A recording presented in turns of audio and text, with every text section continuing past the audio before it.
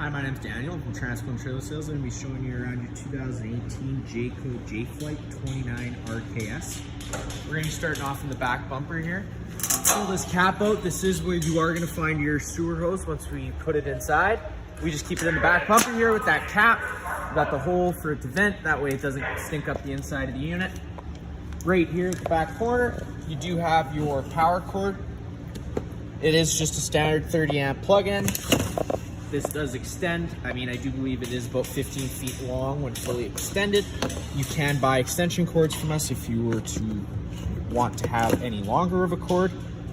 Most campsites do have this plug-in. You can just plug right on in. We also do include a 15 amp park adapter. So that way, if you have the unit at home and you just want to run your fridge, you could do so. Just keep in mind you are going down to 15 amps of power, so you won't be able to run something like your air conditioner. Right up from there, you do have your cable satellite inlet. And right here, as well as all four corners of the unit, you are going to find stabilizer jacks. We include the tool that hooks, it's essentially a socket end, just connects right onto here. Turn it counterclockwise to bring it up, clockwise to bring it down. Once these do touch the ground, just give it maybe an 1/8 or 1/4 of a turn just to firm it up, and that's just going to take any bounce or sway you see we have in the unit right now. On this side, we do have your gray water, one of your gray water valves right here. I'm going to show you further up where the outlet is, but that is just one of your gray valves that you do have to empty right there. Further up ahead, you will see you have your sewer outlet. If you just give that a turn and just take note of those ears there. Those two ears your sewer hose are gonna have those two same ears. They just line up with the knobs on the outlet. You give it that turn, firms it up. You will notice that you do have another gray tank here, another gray valve here. That is for a second holding tank. And this is your black tank valve. You are always gonna wanna empty your black tank first. That way you're just rinsing out some of that dirty water with the gray behind it. Further up here, you do have a exterior shower. The unit should come with a key like this. It just goes into the slot. You turn that, you open it up. You do have a extendable shower head as well as hot and cold water. If we're not using it, just closing it up. You do have a black tank flush here. The way that works is when you have your sewer hooked up and your black tank open, you just hook up your water hose to this little connection here, turn on the water. It's just gonna rinse out any debris that's stuck in the tank and kind of rinse out that smell. So let's say you go to your monitor panel and it's empty, but it's still reading. There's still a reading. It's just something stuck on the probes. So you just gotta give her a little flush and that should help cure that. Right here is where we have our city water connection. So if you're at a campsite with service, you can just plug a water hose right up to here. No need to run your water pump, and you have water running through the unit. At the front here, you do have just another stabilizer jack. And inside here is just some more storage.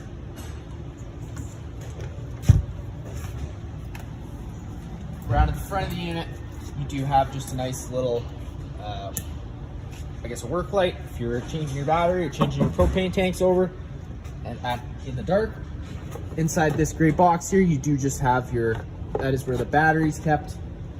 Underneath this black cover is your 2 propane tanks. Normally you can just access them through flipping this up and you can get access to what you need to access, but for the demonstration of the video, I can just slide it off.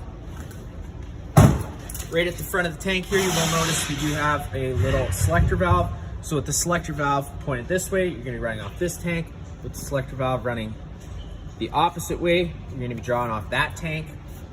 So let's say this tank runs dry, you can just swap it over, unconnect it, and fill that up. Standard, just like home, like a barbecue, you just turn that open all the way, and you have propane running to the unit. Right up front, you do have your electric tongue jack. With this switch on, it turns on a little light for you. And then up is up, down is down.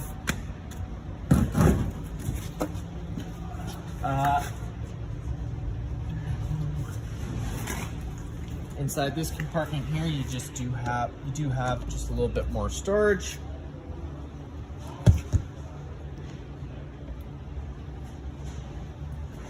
Walk alongside the unit here. I am just gonna bring you to your 2 freshwater drains. The way those work is you just turn this valve, opens up, and your fresh tanks will start draining. You do have 2 fresh tanks in this unit. And to fill both of them is just right here. Stick your garden hose in there. Filling this up will fill up both tanks at the same time. You do have 2 exterior plugins if you were to want to plug in something outside. Right here you do just have your little service port for your hot water heater. You pop that open. Before you ever go to fire up the hot water heater, when you get out to your unit, it's always just a good precaution just to give this valve a pull. There should be a shot of water that comes out. This unit is winterized, so there is no water in there, so it's not going to come out. Just closing that back up. Around the back of the unit, you do have a ladder to get up to your roof to check all your seals. And right here is your vent for your range hood above your stove.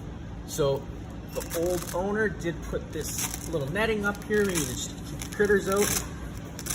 To open up that flap, you just gotta loosen off that Velcro, and this flap does just pull off. And with it open, if you can move it freely, that's open, it's gonna be allowed to evacuate those propane fumes. If you wanna close it, you just gotta snap it closed. Close that Velcro back up. This is just a service port for your fridge. There's nothing you really have to worry about back there. And then just right down here is your 2 low point drains. Let's say you're leaving the unit for a while. You don't want the water to go stale or stagnant in the lines. Just crack these guys open. The water should come out and drain out of the lines.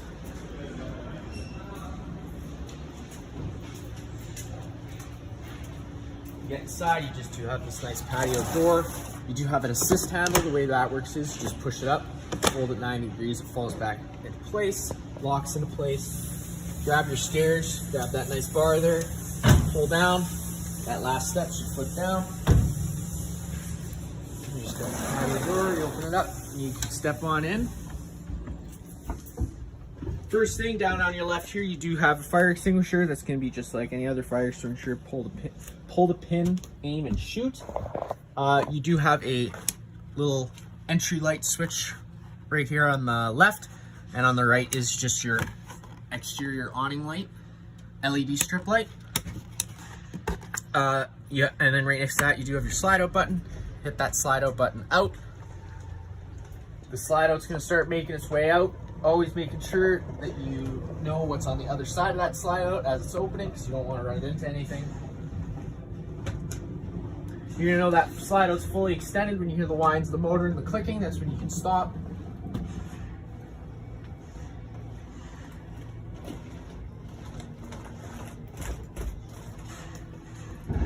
So there you go, you heard those clicks, you know it's fully extended.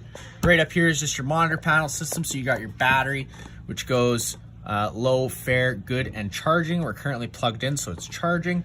Then you got your fresh, which is empty, 1/3, 2/3, and full. And then it's the same thing for your black, your gray 1, and your gray 2. Right on the left is your water pump switch. So if you're wanting to draw off your fresh water tank, you just turn that switch on, it turns your water pump on. It's gonna pressurize the lines for you. You can fire up your water heater on gas or electric. Fire up on electric, you just hit that switch on. It's gonna turn on that water pump. If you're firing it up on gas, hit that switch. The system is gonna try and light itself 3 times. If on the 3rd try it doesn't light, this DSI fault light's gonna come on, and at that point, you just have to turn that off and back on. And if it doesn't fire up the 2nd time, just maybe give us a call. In the bathroom here, you just open up this door. Right here on your right, you will have a light switch for this little blue light if you don't want full light.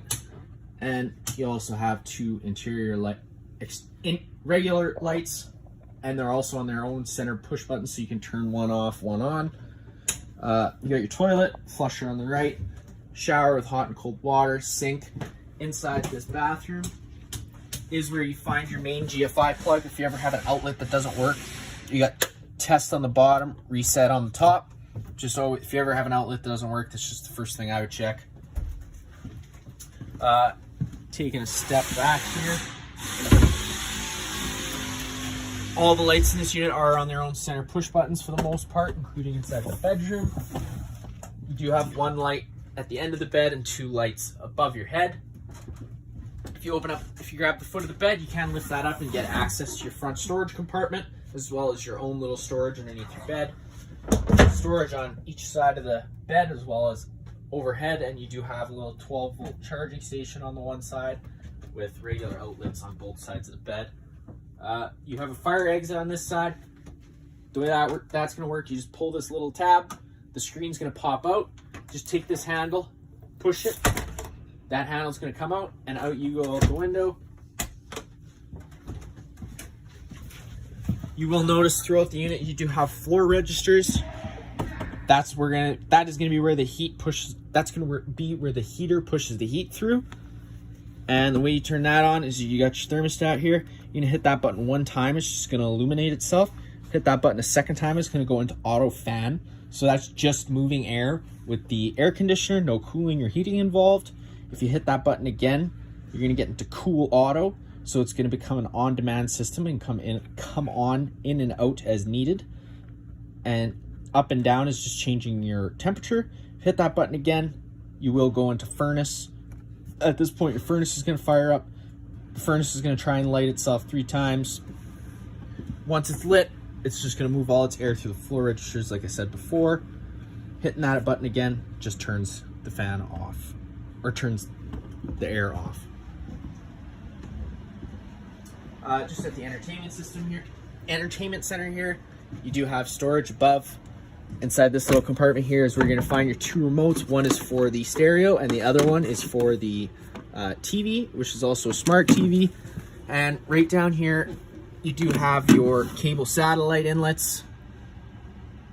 And your antenna plug-in. And as well as a 12-volt plug-in if you were to put a 12-volt TV inside this unit. Underneath here is just some more storage. Then you do have your stereo. That's pretty much going to be just like home, with the exception of having your speaker zones. Your speaker 3 is going to be your exterior speakers. 2 and 1 are just front and back speakers. You do have 2 captain swivel chairs.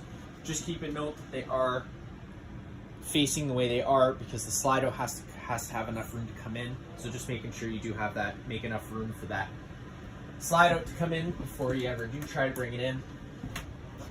All the lights inside this unit are just on their own center push buttons, minus the ones inside the slide out area. They are on their own little switches. So that first switch on the left turns a little accent light on under the couch. The one right next to that turns on the 2 lights above the dinette. And these are also on their own center push buttons, so you can turn them on and off as you want. All the blinds inside this unit are just kind of a sit where you leave them type of deal. If you want them up, you just pull them up, they'll stay up. If you want them down, you just pull them down. Next is the fridge. Quite a nice fridge. You hit that power button once, it's gonna go into auto, so it's gonna first search for 120 volt power if you're plugged in. If it doesn't find that, it's gonna then look for 12 volt power. If it has no 12 volt power, it will move over to propane. If you want to manually change that, you just hit this power button. Again, hit it twice. And then hit mode. And you can just switch through the options. So this is going to be plug-in, obviously 120 volt. You hit that button again, it's going to go to liquid propane. And then you got 12 volt. And then just the power button to turn it on and off. And this button here just changes the temperature setting, and it's going to go from 1 all the way to 9. You do have a fridge and a freezer up top. Inside the kitchen area, you do turn this light on, and you get a nice little accent light that lights up underneath the sink. Hit that button again, and you just get your 2 lights above the sink to turn on, and then there's this own light right here that you can turn on as well. You got your microwave, which is going to be just like home. And then you got the range hood with a light and a fan. Just always making sure you're running that fan whenever you're running your stove, because the stove does run off propane. The way this works is pretty simple. You just turn those igniters to, or those burners to high, hit the sparker, and they should fire right up. Stove's a little bit different. I'm just gonna say this now: whenever you're lighting a stove for the first time after you've turned the propane on, off and then back on, it can take a couple minutes to get that air through the lines for the stove. But what you're just gonna do is you're just gonna turn that over to pilot. You're gonna push and hold that button, and then you are just gonna take a lighter to those two little probes there. Hold that lighter there until it lights. Once that pilot lights holds on its own, you can let go of this button and then turn it up to your desired temperature, and then just always turning it back off whenever you're done using the oven. Underneath this cabinet here, in this cabinet here is where you're gonna get access to your hot water heater, where those bypass valves are for winterization. And underneath this sink is where the water pump is located, where it does have its own hose with a tube. Just turn that valve, stick the tube inside the pail of coolant, and you'll be on your way. Right here you do have your little fuse and breaker panels. Whenever a fuse pops, there should be a little red indicator light next to it telling you which one's popped. So you're just gonna go to whichever one popped, get the corresponding fuse for it. Whenever a breaker pops, it's gonna sit in the middle. So just turn it off and then back on to reset it. That's it for that. This unit's heating system is propane, so just keeping that in mind. Propane's heavier than air, it's gonna sit on the ground. We do have a detector right there that's gonna detect it. If that ever starts going off, you are just gonna wanna turn off the main supply of propane inside here and just open up the windows, air it out. When it comes to the air conditioner, you do have two settings to this. You can have these louvers open, allowing the air conditioner to just dump all its air into the main living space here. But if you do want to move it throughout the unit, you just close these louvers and it's just going to move all its air through these ceiling ductings. And then right here you do have an antenna. So to bring that antenna up, you are just going to push it in and rotate it. Just keep rotating it until you find a good signal, but always making sure before travel, you're just bringing that back down and locking it into place. That is going to be just about it for this unit here. If you have any other questions, feel free to give us a call.